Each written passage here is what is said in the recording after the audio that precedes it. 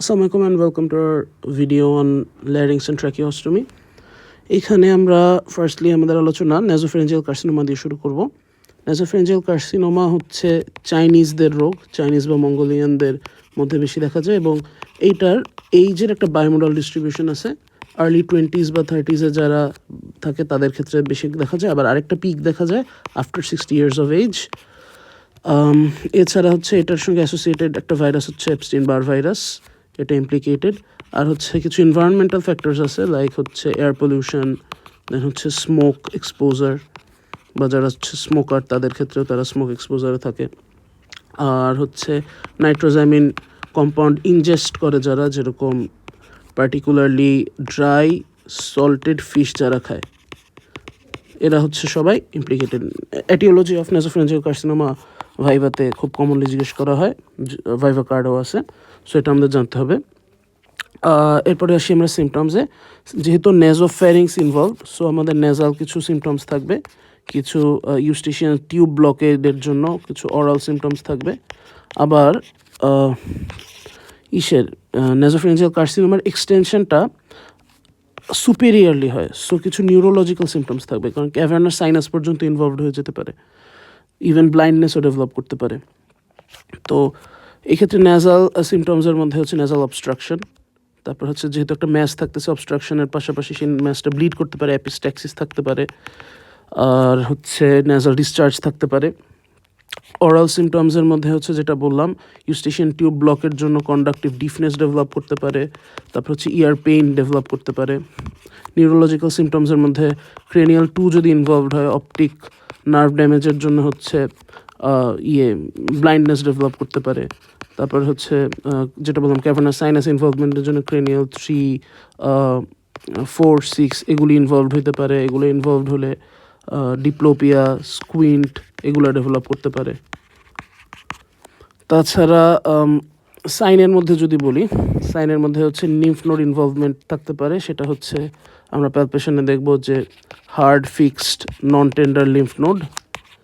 তাছাড়া হচ্ছে এই ডিপ্লোপিয়া আর স্কুইন্ট এগুলি আমরা টেস্ট করেও দেখতে পারবো, ক্রেনিয়াল নার্ভ পালস এগুলি এক্সামিন করে দেখা যাবে। আর হচ্ছে মেইনলি এই যে মাসটা, নেজাল মাসটা, এটা হচ্ছে আমরা পোস্টেরিয়র রাইনোস্কোপি করে পোস্ট নেজাল স্পেসের যে মিররটা, পিএনএস মিরর দিয়ে দেখতে পারবো।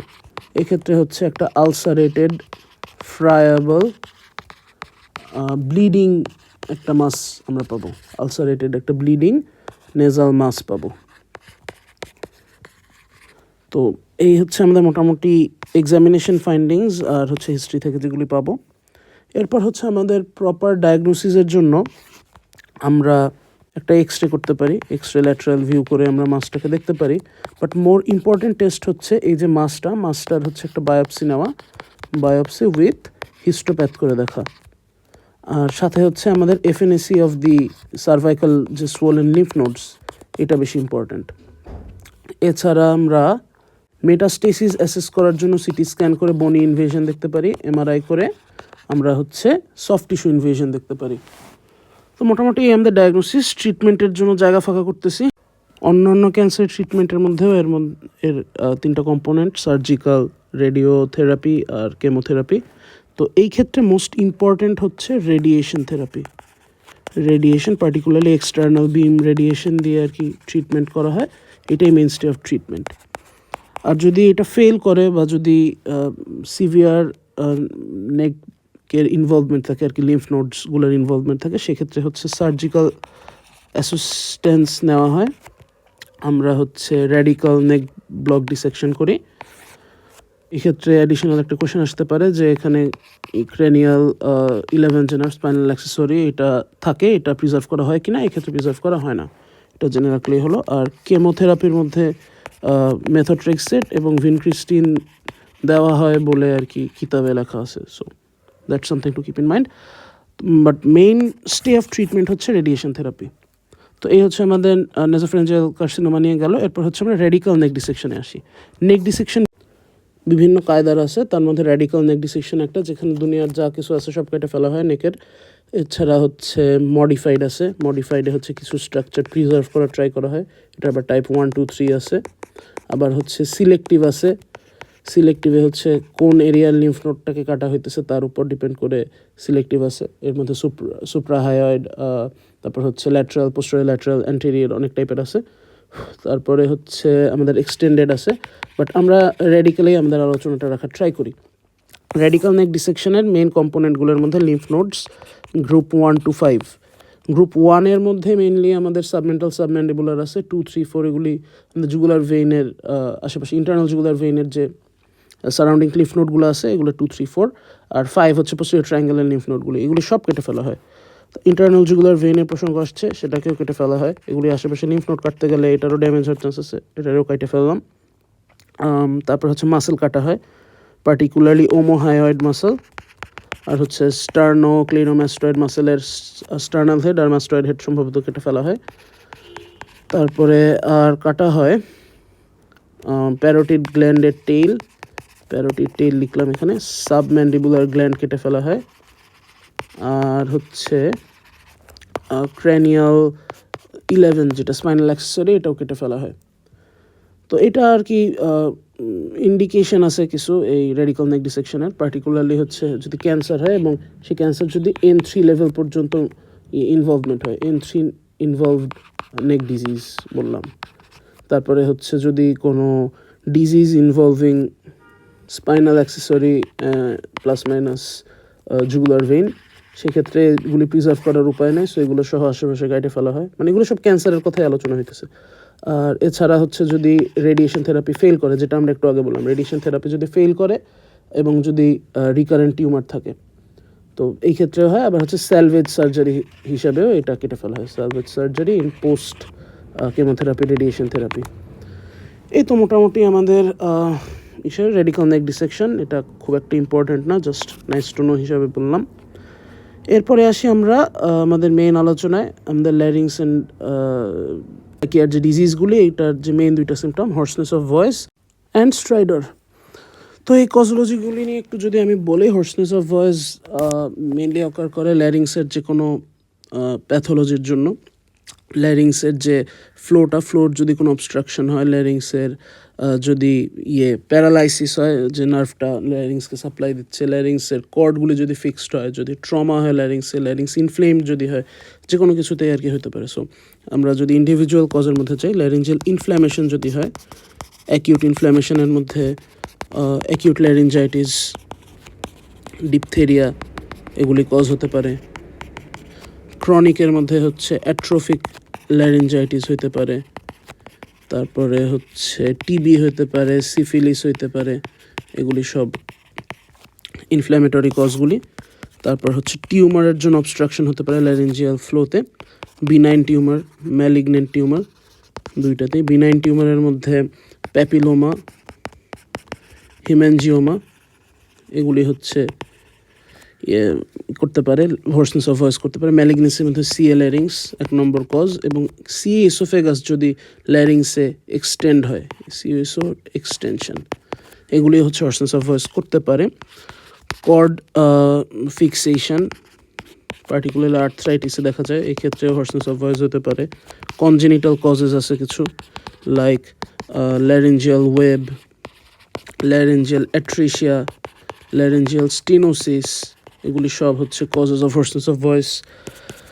এছাড়া আর কি হতে পারে, আর হচ্ছে ল্যারিঞ্জিয়াল ট্রমা হতে পারে, ফরেন বডি ইম্প্যাকশন, এটার জন্য আর কি হতে পারে, দেন সাবমিউকোজাল হেমরেজ, এগুলি সব হর্সনেস অফ ভয়েসের কজ। আর স্ট্রাইডারের কজে যাওয়ার আগে আমরা হচ্ছে হোয়াট ইজ স্ট্রাইডার এটা বুঝি। আমরা যদি ইসের কথা চিন্তা করি, আমাদের যে ভোকাল পাথওয়েটা, শব্দ যে হয়, এটা একটা ন্যারো পাথওয়ে থেকে শব্দটা যদি যায়, তখন টার্বুলেন্ট এই এয়ারফ্লোয়ের জন্য একটা বাজে সাউন্ড হবে, এটা হচ্ছে স্ট্রাইডার। তো আমাদের হচ্ছে noisy respiration due to turbulent airflow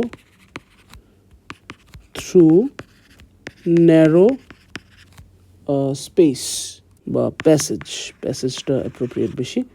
তো এটাই হচ্ছে স্ট্রাইডারের কজ হচ্ছে কনজেনিটাল, অ্যাকোয়ার্ড, দুই ভাগে আমরা ভাগ করতে পারি। কনজেনিটাল কজের মধ্যে হচ্ছে ল্যারিঞ্জিওম্যালেশিয়া আছে, এটা হচ্ছে একটা ফ্ল্যাসিড সুপ্রাগ্লোটিক ল্যারিংস যদি থাকে, কালার চেঞ্জ করি, সরি, যদি ফ্ল্যাসিড সুপ্রাগ্লোটিক ল্যারিংস থাকে, যে ল্যারিংসের ব্যাপারটা, এটা যদি ফ্ল্যাসিড থাকে তখন হচ্ছে যখন শ্বাস নেয় তখন সেটা সাকটিন হয়, সাকটিন হওয়ার সময় একটা স্ট্রাইডার ক্রিয়েট হয়, একটা নয়েজ ক্রিয়েট হয়। সো ল্যারিঞ্জিওম্যালিশিয়া একটা কজ। এছাড়া হচ্ছে আমরা যে দেখলাম সুপ্রাগ্লোটিক যদি হয়, স্টেনোসিস হয়, ল্যারেঞ্জিয়াল ওয়েব যদি থাকে, ল্যারেঞ্জিয়াল ওয়েব যদি, কনজেনিটাল ভোকাল কর্ড প্যারালাইসিস থাকে, এগুলি সব হচ্ছে কনজেনিটাল কজেস। অ্যাকোয়ার্ড কজেসের মধ্যে ফেব্রাইল, অ্যাফেব্রাইল মানে হচ্ছে ইনফ্ল্যামেটরি এবং মানে নন ইনফেকশাস কজের জন্য। ফেব্রাইল কজের মধ্যে ল্যারিঞ্জাইটিস, তারপরে হচ্ছে এপিগ্লোটাইটিস, তারপর ডিপথেরিয়া কজ হতে পারে। আমরা পড়ছিলাম টনসিলের মধ্যে কুইন্সি, যেটা হচ্ছে পেরিটনসিলার অ্যাবসেস, এটার জন্য হতে পারে। অ্যাফেব্রাইলের মধ্যে হচ্ছে ট্রমা, তারপরে হচ্ছে ফরেন বডি ইম্প্যাকশন, তারপর হচ্ছে প্যাপিলোমেটোসিস মানে টিউমার আর কি, সোজা কথা টিউমার। এগুলি হচ্ছে কজ, মোটামুটি আমাদের স্ট্রাইডারের কজেস। বেশ কয়েকটা কজ আলোচনা হয়ে গেছে, তো মেনলি এই দুইটাই ভাইভা জিজ্ঞেস করতে পারে, সো এগুলো আমাদের জানতে হবে। এরপরে আমরা ইন্ডিভিজুয়াল ডিজিজে আস্তে আস্তে অগ্রসর হয়ে মাল্টিপল ল্যারেঞ্জিয়াল প্যাপিলোমা দিয়ে স্টার্ট। ল্যারেঞ্জিয়াল প্যাপিলোমার ক্ষেত্রে আমাদের যে সিনারিওটা থাকে, ইউজুয়ালি একটা ইয়াং চাইল্ড থাকে, ইয়াং বলতে খুবই ইয়াং, একদম বেবি লেভেলের ইয়াং। সো ইয়াং পেশেন্ট থাকবে, তার হচ্ছে হোর্সনেস অফ ভয়েস থাকবে, অ্যারাউন্ড 6 to 9 months ব্যাক সেটা শুরু হয়। তারপরে হচ্ছে তার প্রোগ্রেসিভ স্ট্রাইডার থাকবে, progressive stridor due to airway obstruction. তো এরকম যদি একটা পেশেন্ট আসে যার কোনো সার্ভাইকাল লিম্ফ নোডে কোনো সমস্যা নেই, কোনো আদার ফিচার্স অফ মেটাস্টেসিস নেই, তো সেটা আমরা মাল্টিপল ল্যারেঞ্জিয়াল প্যাপিলোমা হিসাবে ধরে নিতে পারি। বেসিক্যালি এটা মেজর এটিওলজিক্যাল ফ্যাক্টর হচ্ছে হিউম্যান প্যাপিলোমা ভাইরাস। তো এই জন্য আমরা ডায়াগনোসিসে আর কি এটা ডিটেক্ট করার ট্রাই করি। বেসিক্যালি ল্যারিঞ্জিওস্কোপি করে আমরা এরকম ম্যাসটা দেখতে পাই, যেটা হচ্ছে এয়ারওয়েটাকে লিমিট করে দিচ্ছে, মানে ন্যারো কনস্ট্রিক্টেড এয়ারওয়ে করে দিচ্ছে। ল্যারিঞ্জোস্কোপি, ডাইরেক্ট ল্যারিঞ্জোস্কোপিতে আমরা এটা দেখতে পাই, এবং এই ডাইরেক্ট ল্যারিঞ্জোস্কোপির সাহায্যে আমরা ল্যারিঞ্জোস্কোপি গাইডেড বায়োপসি নিই, এবং বায়োপসি করে সেখানে হচ্ছে আমরা পিসিআর করে হিউম্যান প্যাপিলোমা ভাইরাসের ডিএনএটাও আমরা চেক করতে পারি। অ্যান্ড বায়োপসি অ্যান্ড হিস্টোপ্যাথ করে তো ডিফারেন্সিয়াল করতে পারি কার্সিনোমা ল্যারিংসের সাথে।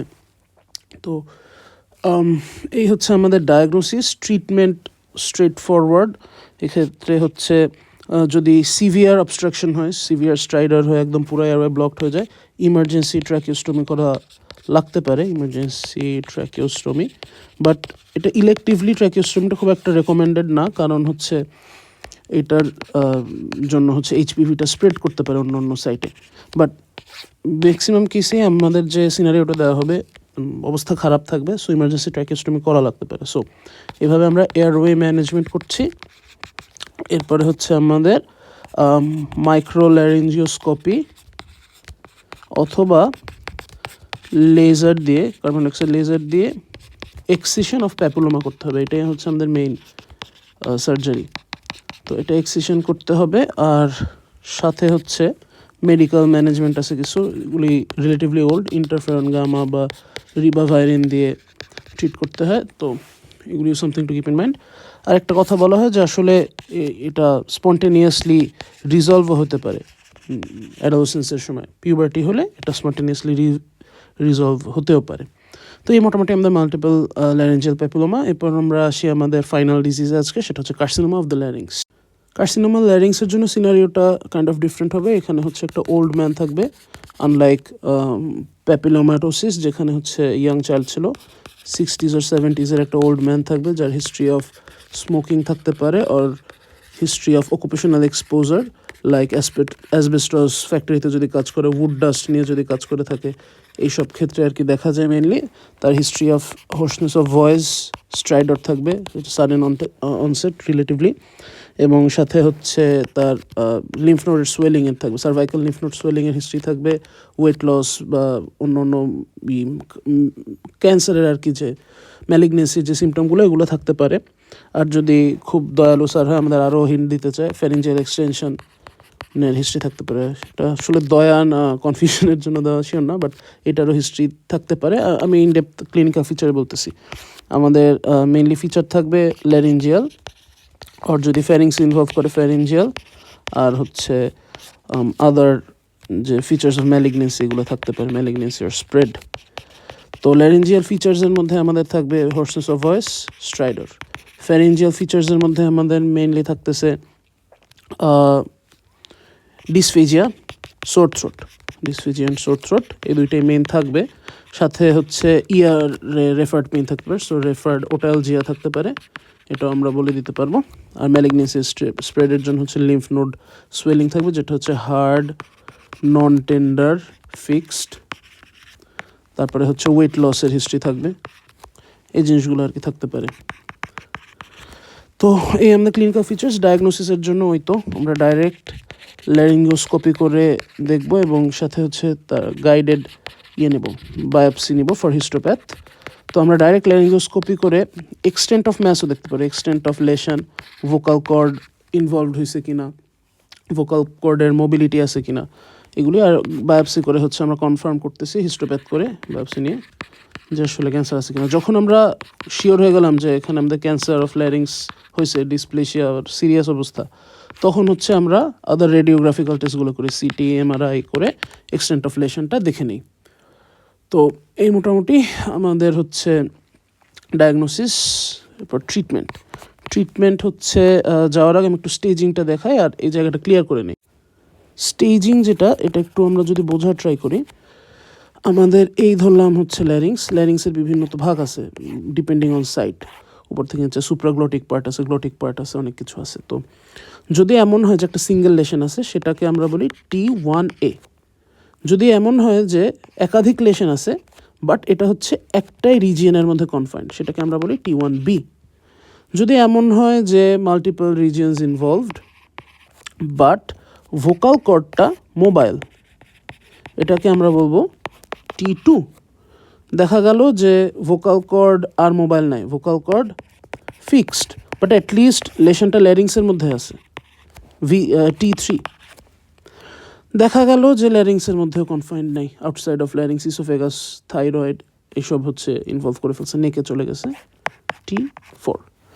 তো আমাদের যে সার্জারি মানে আমাদের যে ট্রিটমেন্টটা ডিপেন্ড করছে হচ্ছে ডিগ্রি অফ স্টেজ আর কি। তো T1, T2 এর ক্ষেত্রে আমাদের রেডিয়েশন থেরাপি হচ্ছে মেইনস্টে। যদি দেখা যায় যে রেডিয়েশন থেরাপি ফেল করছে বা T3 বা T4 স্টেজের ক্যান্সার অথবা ভেরি লার্জ টিউমার, অনেক বিশাল সাইজের টিউমার, সেই ক্ষেত্রে হচ্ছে আমরা সার্জিক্যাল অ্যাপ্রোচে যাই। সার্জারি হতে পারে যেটা কনভেনশনাল সার্জারি, টোটাল ল্যারিঞ্জেক্টমি উইথ, যদি নোডাল মেটাস্টেসিস থাকে, রেডিক্যাল নেক ডিসেকশন, অথবা হচ্ছে এন্ডোস্কোপিক লেজার রিসেকশন। তো এটা হচ্ছে আমাদের অপশন হইতে পারে। আর দেখা গেল যে লোকালি অ্যাডভান্সড অনেক ডিজিজ, সেই ক্ষেত্রে হচ্ছে সার্জিক্যাল এক্সিশনের সাথে সাথে আমরা হচ্ছে নিউ অ্যাডজুভেন্ট বা অ্যাডজুভেন্ট কেমোথেরাপি ও রেডিওথেরাপি দিয়ে থাকি, জাস্ট জিনিসটাকে একটু রিগ্রেস করানোর জন্য। আর দেখা গেল যে কোনো উপায় নেই, প্যালিয়েটিভ কেয়ার আমাদের দিতে হবে, অনেক বড় হয়ে গেছে টিউমারটা, একদম পুরো অবস্ট্রাক্ট করে দিছে এটা আমাদের ল্যারিঞ্জিয়াল ইনলেটটা। তো আমাদের ট্র্যাকিওস্টমি করে একটা বাইপাস ক্রিয়েট করা লাগতে পারে, পেইনের জন্য অ্যানালজেসিয়া দেওয়া লাগতে পারে, আর তো কেমোথেরাপি, রেডিয়েশন থেরাপি আছেই। তো এই হচ্ছে আমাদের ট্রিটমেন্ট অফ কার্সিনোমা ল্যারিংস। এবার আমাদের আজকের ফাইনাল টপিকে চলে আসি, and one of the most important topics of ENT, সেটা হচ্ছে ট্র্যাকিওস্টমি। প্রথমত আমাদের অ্যাপ্রিসিয়েট করতে হবে ট্র্যাকিওস্টমি জিনিসটা কি, এটা ডেফিনেশন কি। ট্র্যাকিওস্টমি হচ্ছে making an opening in anterior wall of trachea and converting it into a stoma on surface of the skin, surface of skin. হ্যাঁ, এটা হচ্ছে ডেফিনেশন অফ ট্র্যাকিওস্টমি, এটাই বলতে হবে। এইমস, আমরা যদি 4টা বা 5টা এইম মনে রাখি। নাম্বার 1 হচ্ছে ট্র্যাকিওস্টমিটা বাইপাস করতে, কোনো অবস্ট্রাকশন বাইপাস করতে ইউজ করা হয়। ধরলাম কোনো একটা ফরেন বডি ইম্প্যাক্টেড হয়ে আছে, ইজিলি সরানো যাচ্ছে না, ইমার্জেন্সি রেসপিরেশন দরকার, অবস্ট্রাকশন বাইপাস করার জন্য এটা ই করলো, বা ল্যারিঞ্জিয়াল ইডিমা বা যে কোনো কজে অবস্ট্রাকশন। তারপরে হচ্ছে অ্যাসিস্টেড ভেন্টিলেশন, অ্যাসিস্টেড ভেন্টিলেশন যেহেতু অবস্ট্রাকশন হচ্ছে, শ্বাস নিতে পারতেছে না, একটা আর্টিফিশিয়াল মিনস অফ রেসপিরেশন তার জন্য দরকার। এতে যেটা হয়, reduced anatomical dead space plus হচ্ছে রিডিউসড রেজিস্ট্যান্স। তারপরে হচ্ছে আমাদের ফ্যাসিলিটেটিং ট্র্যাকিওব্রঙ্কিয়াল টয়লেটিং, মানে এই যে সেক্রেশনগুলি জমা হয়েছে এগুলি থেকে অ্যাসপাইরেশন হইতে পারে, অ্যাসপাইরেশন নিউমোনিয়া, সেটা আলটিমেটলি পেশেন্টের জন্য খারাপ হবে। সো এই সেক্রেশনগুলো, রিটেইনড সেক্রেশনগুলো বের করে ফেলার একটা ব্যবস্থা লাগবে। সো ট্র্যাকিওব্রঙ্কিয়াল টয়লেটিং আমাদের দরকার। তো রিটেইনড সেক্রেশন রিমুভাল আর একটা পয়েন্টও বানাতে পারে, রিটেইনড সেক্রেশন রিমুভাল। আর হচ্ছে ইনটিউবেশন পসিবল না হলে আমাদের হচ্ছে অ্যানেস্থেশিয়াও এই ট্র্যাকিওস্টমি মাধ্যমে দেওয়া হয়, অ্যানেস্থেশিয়া এই ট্র্যাকিওস্টমির মাধ্যমে দেওয়া হয় if intubation not possible. Assisted ভেন্টিলেশনের সাথে বলা যায়, মানে এটার ইনস্টেড বলা যায় হচ্ছে আইপিপিআর প্রোভাইড করা হয়, ইন্টারমিটেন্ট পজিটিভ প্রেশার রেসপিরেশন। তো এইভাবে আর কি এইমসগুলি আমরা ডিসক্রাইব করলাম। সো আমাদের ডেফিনেশন এইমস গেল। এরপর আসি আমরা ইন্ডিকেশনস। এই ইন্ডিকেশনসেই হচ্ছে যাবতীয় প্যাচ। ইন্ডিকেশন অনেকগুলি আমাদের বইতে লেখা, বাট আসলে কোনটা কোন কেসে বলতে হবে এটা আমাদের একটু বুঝতে হবে। অ্যাডাল্টদের ক্ষেত্রে যদি জিজ্ঞেস করা হয় যে অ্যাডাল্টদের ট্র্যাকিওস্টমির ইন্ডিকেশন কি, সেক্ষেত্রে আমরা অবশ্যই প্রথমে বলবো advanced laryngeal carcinoma with respiratory obstruction, এইভাবে আর কি বলতে হবে। কারণ হচ্ছে ছোট ইয়েও তো হতে পারে, তো রেসপিরেটরি অবস্ট্রাকশন ক্রিয়েট করতেছে এরকম স্টেজেরই তো আমাদের প্রবলেম করবে। তারপর হচ্ছে foreign body impaction causing respiratory obstruction. তারপরে হচ্ছে আমাদের comatose patient with possibility of admission for more than 10 days, কারণ হচ্ছে এর চেয়ে কম হলে এন্ডোট্র্যাকিয়াল ইনটিউবেশন করা হয়, 10 দিনের বেশি হলে ট্র্যাকিওস্টমি করা হয় to prevent endotracheal intubation granuloma. তো এগুলি হচ্ছে আমাদের একটু মাথায় রেখে বলতে হবে। আরও কেসেস আছে লাইক আরটিএ বা কাট থ্রোট ইনজুরি, এগুলি হচ্ছে ক্লোজড ইনজুরি অফ ল্যারিংস। তো এগুলির ক্ষেত্রে হচ্ছে আমাদের ট্র্যাকিওস্টমি করতে হয়। তো মোটামুটি এগুলি ওল্ড পেশেন্টদের ক্ষেত্রে 4-5 দুটোকে আলাদা করে দিলাম, 5টা ইন্ডিকেশন হয়ে গেল, এটাই বলে দেওয়া যাবে। চিলড্রেনদের ক্ষেত্রে আবার একটু ডিফারেন্ট। চিলড্রেনদের ক্ষেত্রে আমরা foreign body causing recipe obstruction এটা বলবো প্রথমে, বাচ্চাদের তো এটাই প্রথমে হয়। তারপর বিভিন্ন ইনফেকশাস ডিজিজগুলি এই ক্ষেত্রে বলবো। তারপর হচ্ছে আমাদের ইয়েটা বলবো, ওই জুভেনাইল যে প্যাপিলোম্যাটোসিস, জুভেনাইল ল্যারেঞ্জিয়াল প্যাপিলোম্যাটোসিস, এটাও বলে দিতে পারবো। তারপর অ্যাকিউট এই কন্ডিশনগুলির মধ্যে প্রত্যেকটাই সাথে হচ্ছে কজিং রেসপিরেটরি অবস্ট্রাকশনটা বলতে হবে, কারণ এটা সবাই যে রেসপিরেটরি অবস্ট্রাকশন করবে এবং ট্র্যাকিওস্টমি করাই লাগবে এমন কোনো কথা নেই। তো ল্যারেঞ্জিয়াল এগুলোর মধ্যে হচ্ছে এপিগ্লোটাইটিস, তারপরে হচ্ছে ডিপথেরিয়া, তারপরে এগুলোর যে কোনো কজে হচ্ছে যদি ল্যারেঞ্জিয়াল ইডিমা হয় এটা হচ্ছে রেসপিরেটরি অবস্ট্রাকশন করতে পারে। তারপরে টনসিলের কথা যদি চিন্তা করি, যে হিউজ যদি টনসিলাইটিস হয় বা হচ্ছে যদি কুইন্সি হয়, পেরিটনসিলার অ্যাবসেস, রেট্রোফ্যারিঞ্জিয়াল অ্যাবসেস, এগুলি সব হচ্ছে করতে পারে, অবস্ট্রাকশন করতে পারে। চিলড্রেনদের ক্ষেত্রে এগুলি ট্র্যাকিওস্টমির ইন্ডিকেশন। তো আমাদের ইন্ডিকেশনও গেল। এরপরে হচ্ছে কমপ্লিকেশনস অফ ট্র্যাকিওস্টমি। কমপ্লিকেশনের মধ্যে আচ্ছা, কমপ্লিকেশনে যাওয়ার আগে একটু আমি শর্টে বলি, এটা পরীক্ষায় খুব একটা ভাইভা কার্ডে বা রিটেনে থাকে না, বাট স্যাররা জিজ্ঞেস করতে করতে এটা জিজ্ঞেস করে বসতে পারে যে ট্র্যাকিওস্টমি কয় টাইপের আছে। এটা হচ্ছে depending on level of surgery, depending of emergency, depending on duration, অনেক টাইপের আছে। যেরকম ডিপেন্ডিং অন সাইট হাই আছে, লো আছে। তারপরে হচ্ছে ডিপেন্ডিং অন ইমার্জেন্সি লেভেল, এটা হচ্ছে ইলেকটিভ আছে, ইমার্জেন্সি আছে।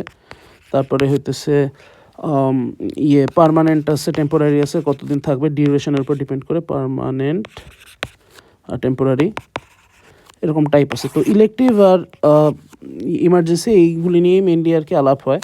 তো এটা জিজ্ঞেস করতে পারে যে ইমার্জেন্সির ক্ষেত্রে ইনসিশনটা কেমন হবে, এটা আমরা বলবো এরকম একটা ট্রান্সভার্স ইনসিশন হবে from thyroid cartilage to suprasternal notch, এই ইনসিশনটা দেয়। আর ইন কেস অফ ইলেকটিভ সেটা হচ্ছে আমরা ট্রান্সভার্স দেই, এটা হচ্ছে টু ইনশিওর কসমেটিক আর এটা মিড লাইনে কেন দেয় এটা যদি জিজ্ঞেস করে, কারণ আশেপাশে ভেসেলস থাকে, এই ভেসেলসগুলোর জন্য কাটা না পড়ে, নার্ভ লিম্ফ নোডগুলোর জন্য কাটা না পড়ে, রিলেটিভলি অ্যাভাস্কুলার মিড লাইনের জন্য ইনসিশনটা দেওয়া হয়। তো এই জিনিসগুলো একটু জানা থাকা ভালো। তারপর হচ্ছে ট্র্যাকিওস্টমির যে স্টোমাটাটা মেনটেন করার জন্য ট্র্যাকিওস্টমি টিউব ইউজ করা হয়। টিউবের ম্যাটেরিয়াল কি, সিলিকন আছে, পিভিসি আছে। তারপরে হচ্ছে আগে মেটালিক ব্যবহার করা হতো, সেটা তো এখন এগুলি দিয়ে রিপ্লেসড হয়ে গেছে, রাবার ইউজ করা হয়। আবার হচ্ছে বেলুন সহ এরকম টিউব পাওয়া যায়, কাফ টিউব বলে, বা নন কাফ টিউব আছে। তো এইসব জিনিস আর কি ভাইভায় আলাদাভাবে জিজ্ঞেস করতে পারে। তো with that out of the way আমরা হচ্ছে আমরা আবার কমপ্লিকেশনে ফেরত যাই। কমপ্লিকেশন হতে পারে ইমিডিয়েট বা পার অপারেটিভ, মানে অপারেশন করার সময় কমপ্লিকেশন, আর হতে পারে আর্লি পোস্ট অপ বা হচ্ছে ডিলেড বা লেট পোস্ট অপ। তো পার অপারেটিভ যে সমস্যাগুলো হতে পারে, নাম্বার 1 সবাই বুঝতে পারতেছে, হেমোরেজ, প্রাইমারি হেমোরেজ হতে পারে। Injury to trachea, directly trachea injury হতে পারে।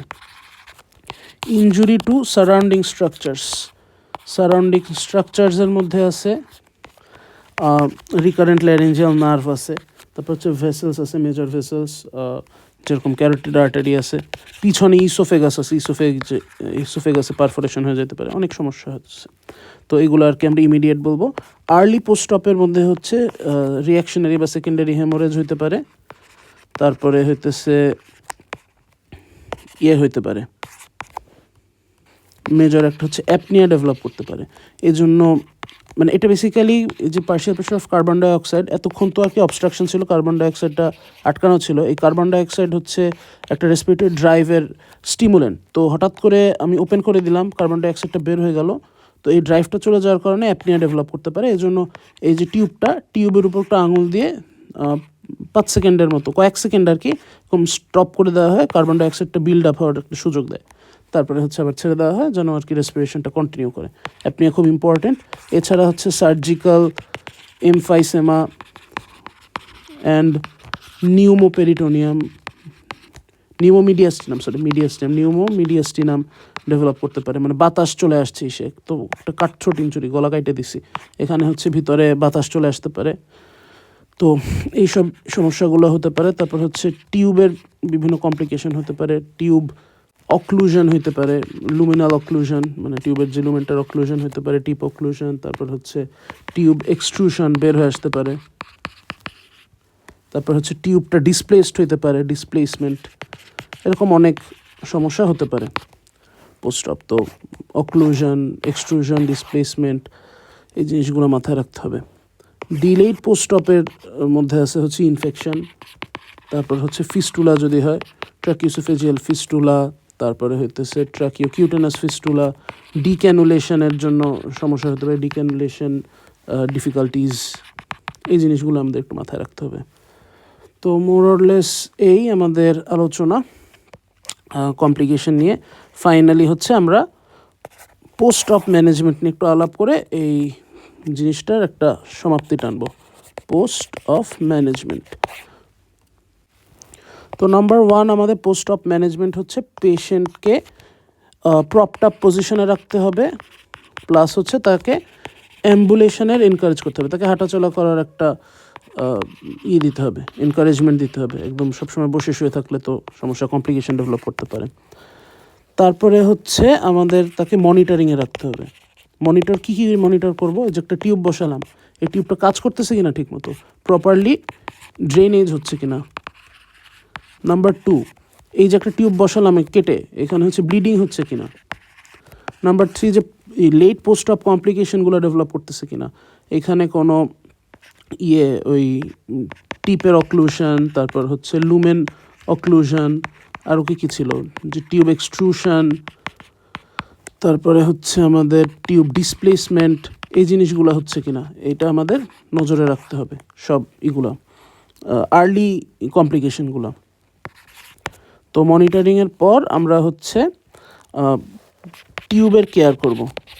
টিউব কেয়ার হচ্ছে আমাদের রেগুলারলি এই টিউবের এগুলো অ্যাসপাইরেট করতে হবে। টিউবে যে সেক্রেশন জমা হচ্ছে এগুলো অ্যাসপাইরেট বাইরে থেকে করে ফেলতে হবে অ্যান্ড ক্লিন করতে হবে টিউবটাকে, সাকশন অ্যান্ড ক্লিনিং। টিউব কেয়ারের পর হচ্ছে এই যে টিউবটা বসালাম আশেপাশের স্কিন, এই স্কিনের হচ্ছে কেয়ার নিতে হবে। স্কিন ম্যাসারেশনটা প্রিভেন্ট করার জন্য আমাদের হচ্ছে রেগুলার ড্রেসিং দিতে হবে এখানে। তারপরে হচ্ছে যদি টিউবে ক্রাস্ট ডেভেলপ করে, আমাদের হচ্ছে 3 to 4 drops of normal saline ওখানে দিয়ে ক্রাস্টটা রিমুভ করতে হবে। এবং ক্রাস্ট প্রিভেনশনের জন্য হচ্ছে হিউমিডিফায়ার ইউজ করতে হবে, অথবা যে কেটলিতে একটু পানি স্টিম দিলেও এই কাজ হয়, সমস্যা হয় না। তো এই জিনিসগুলি আমাদের মেনটেন করতে হয়। তারপরে হচ্ছে যদি পেশেন্টের নিউট্রিশনের দরকার হয়, ন্যাজোগ্যাস্ট্রিক টিউব দিয়ে ফিডিং করা হয়, আর ডিক্যানুলেশন করা হয় ওয়েন নিডেড। যখন দেখা যাচ্ছে যে রেসপিরেশন নর্মাল হয়ে গেছে, এখন সমস্যা নেই, দেন হচ্ছে ডিক্যানুলেশন ওয়েন নিডেড। বেশি আর কি এক্সটেন্ডেড করা হয় না, বেশি দিন রাখা হয় না। The patient is fit, is decannulated. তো এই হচ্ছে আমাদের post operative management, and this concludes our discussion on tracheostomy, and overall ভিডিওটা এখানেই শেষ করবো। ধন্যবাদ, আসসালামু আলাইকুম।